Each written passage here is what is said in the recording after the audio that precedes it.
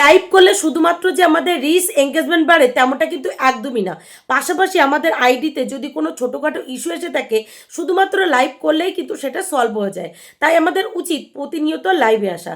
তো যারা প্রতিনিয়ত লাইভে না আসতে পারো তারা চেষ্টা করবে সপ্তাহে অন্তত 3 দিন লাইভে আসার। কিন্তু আমার এমন অনেক নতুন বন্ধুরা আছে যারা বুঝে উঠতে পারো না কোথা থেকে এবং কিভাবে লাইভে আসলে তোমাদের লাইভেও অনেক অনেক নতুন বন্ধু যুক্ত হবে।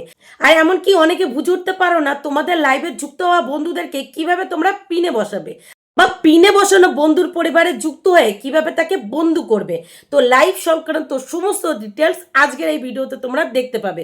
তো নতুন বন্ধুরা ভুল করেও কিন্তু আজকের ভিডিওটা স্কিপ করো না বা ঠেলা দিয়ে সরিয়ে দিও না, একটু মনোযোগ সহকারে সম্পূর্ণ ভিডিওটা দেখে নিও। আশা করছি তোমাদের উপকারে আসবেই আসবে। তো চলো তাহলে নাবকে ভাট ভিডিওটা দেখে নেওয়া যাক। সবার প্রথমে আমরা আমাদের ফেসবুকটা ওপেন করে নেব। ফেসবুকটা ওপেন করে সোজা চলে আসবো ফেসবুকের হোম পেজে। হোম পেজে এসে প্রফেশনাল ড্যাশবোর্ডে ক্লিক করব। ক্লিক করার পর যে পেজটা খুলবে একদম নিচের দিকে চলে আসব। নিচের দিকে এসে আমরা মনিটাইজেশনের ভিতরে স্টার সেটআপের উপরে ক্লিক করব। ক্লিক করার পরপরই যে পেজটা খুলছে সেই পেজের একটু নিচের দিকে চলে আসব। নিচের দিকে এসে ম্যানেজমেন্টের নিচে যে response to all star centre লেখা আছে ওখানে ক্লিক করব। ওখানে ক্লিক করার পরপরই ঠিক এরকম একটা পেজ খুলে যাবে। এই পেজে এসে আমরা ক্রেডিট পোস্টে ক্লিক করব। ক্লিক করার পরপরই আরও একটা নতুন পেজ খুলে যাবে। এই পেজে এসে একটু নিচের দিকে দেখো লেখা আছে লাইভ ভিডিও। আমরা কি করব, এখান থেকেই লাইভে আসব। লাইভ ভিডিওতে ক্লিক করে দেবো। ক্লিক করার পরপরই আমরা গো লাইভ করার আগে অবশ্যই আমাদের কিছু কাজবাজ করতে হবে যাতে আমাদের লাইভে প্রচুর প্রচুর নতুন বন্ধু যুক্ত হয়। তবে তার আগে বলবো তোমরা যেখানে বসে লাইভটা করবে সেখানে যেন আশেপাশে কোনো চিৎকার চেঁচামেচি না হয় আর তোমাদেরকে যেন স্পষ্ট পরিষ্কার বোঝা যায়। তারপরে সবার প্রথমে কি করবে, তোমাদের নামের নিচে যে পাবলিক লেখা অপশানটা আছে, তোমাদের যদি পাবলিক লেখা না থাকে ওখানে অবশ্যই ক্লিক করে পাবলিক করে নেবে। তারপরে ফেসবুক দেখো এখানে আমাকে কি টিপস দিয়েছে, ক্রেডিট পুলস। আমি যদি আমার এই লাইভে ক্রেডিট পুলস ইউজ করি তাহলে আমার এঙ্গেজমেন্ট কিন্তু অনেক গুণ বেড়ে যাবে, সেটা ফেসবুকে নিজেই টিপস দিয়েছে। অবশ্যই আমি ক্রেডিট পুলস করব, তবে তার আগে সবার প্রথমে লাইভ আসার আগে ফ্ল্যাশটা অন করে নেব। মিউট মাইকটা যদি হঠাৎ করে তোমাদের আশেপাশে চিৎকার চেঁচামেচি গান হয় তখন মিউট করে দেবে। তারপরে আছে রোটেট। রোটেটের কাজ হলো ক্যামেরা আগে পিছে করা। তারপরে কি আছে ইনহ্যান্স। ইনহ্যান্সটাকে অন করে তোমরা অবশ্যই ডান করে দেবে, তাহলে বাইরের কোনো নয়েজ তোমাদের লাইভে আসবে না। তারপরে কি আছে টেক্সট। তোমরা যারা নতুন লাইভে আসবে অবশ্যই লাইভের ওপরে কিছু টেক্সট লিখবে, এই যেমন ধরো ভালোবাসা দিলে ভালোবাসা পাওয়া যায়, বন্ধু করলে বন্ধু পাবে, এই টাইপের কিছু লিখবে। আমি এখন আর লিখি না, আগে কিন্তু মানে নতুন অবস্থায় লিখতাম। তারপরে কি আছে ডেসক্রিপশন। ডেসক্রিপশন নতুন পুরনো সবাইকেই লিখতে হবে, তবে এমন কিছু লিখবে যাতে সেই লেখা দেখে তোমাদের অডিয়েন্সরা তোমার লাইভে যুক্ত হয়। যেমন আমি লিখেছি নতুন বন্ধু পেতে আমার লাইভে যুক্ত হয়ে যাও।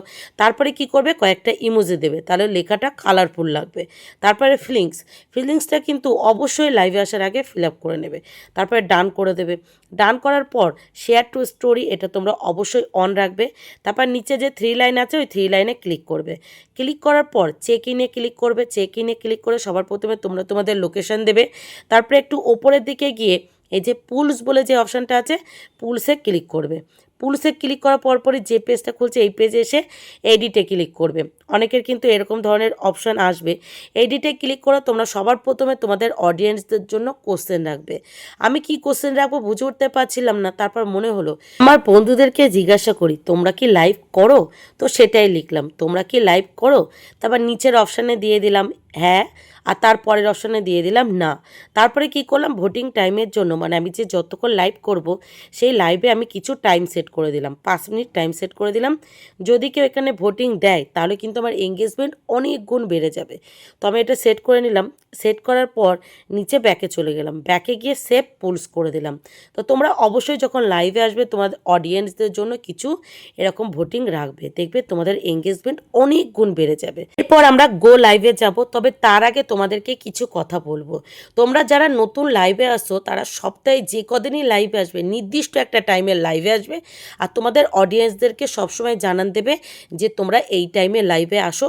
আর তোমাদের লাইভে আসলে তাদের কি কি বেনিফিট আছে, তোমাদের লাইভে আসলে তারা কি পাবে, এটা কিন্তু তোমাদের অডিয়েন্সদের অবশ্যই জানিয়ে দিতে হবে যে আমাদের লাইভে আসলে তোমরা বন্ধু পাবে, ফুলের ভালোবাসা পাবে, তোমাদের উইকলি চ্যালেঞ্জ কমপ্লিট হবে। এছাড়াও নতুন নতুন অনেক কিছু কিন্তু জানান দিতে হবে যে তোমাদের লাইভে আসলে তারা পাবে। চলো গো লাইভ করি। তো লাইভটা কন্টিনিউ করার পর অনেকে জিজ্ঞাসা করো কিভাবে শেয়ার করব। পাশে দেখো যে অ্যারো চিহ্ন আছে, তোমরা কি করবে, এই অ্যারো চিহ্নতে ক্লিক করবে।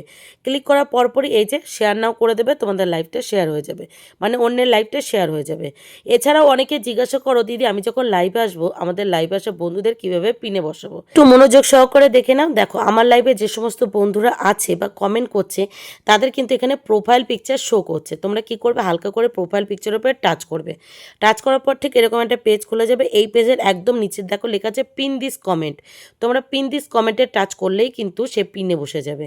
এছাড়াও অনেকে কমেন্ট করো দিদি যাদেরকে পিনে বসানো হচ্ছে তাদেরকে আমরা কিভাবে বন্ধু করব। তো চলো এবার সেটাই দেখে নাও। দেখো এখানে রূপালী ঘোষ পিনে বসে আছে, তার নামের পাশে টপ প্যান্ট, শেয়ার আর পতাকা তিনটে চিহ্ন শো করছে।